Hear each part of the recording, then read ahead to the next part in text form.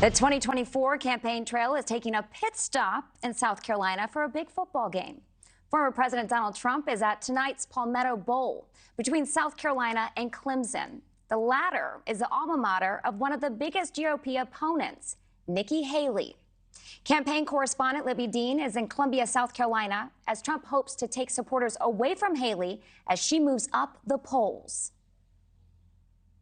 That's right, Kelsey. The former president will be in the stands tonight, and he'll be joined by current South Carolina Governor Henry McMaster, who was one of the first big names to announce his endorsement of Trump when he made his 2024 re-election bid last year. Now, the question is, will that endorsement be enough for Trump to win here in the first primary state in the South that was once run by former South Carolina Governor Nikki Haley?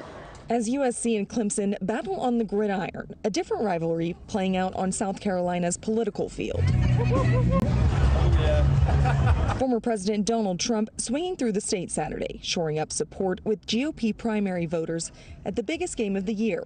And Nikki Haley, a Clemson alumna and former South Carolina governor, in his crosshairs as he tries to woo Republican voters to his ticket. The Trump camp also announcing the backing of 6 more state lawmakers, all previously endorsing Senator Tim Scott, now jumping to Trump. She was a great governor, but it's not her time.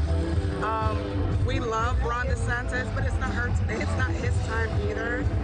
It's Trump's time. But for Haley, the former South Carolina governor and UN ambassador, momentum is on her side, and national polls have her with a better shot at beating President Joe Biden next year. Haley's supporters tell us they're ready to move on from the Trump tirades and name calling. She seems like a strong individual and a very important figure that somebody new and fresh has put in the office. While Haley is making a play to close the gap, the clock continues to tick down to the Iowa caucus. Former President Trump, it seems, has yet to drop the ball.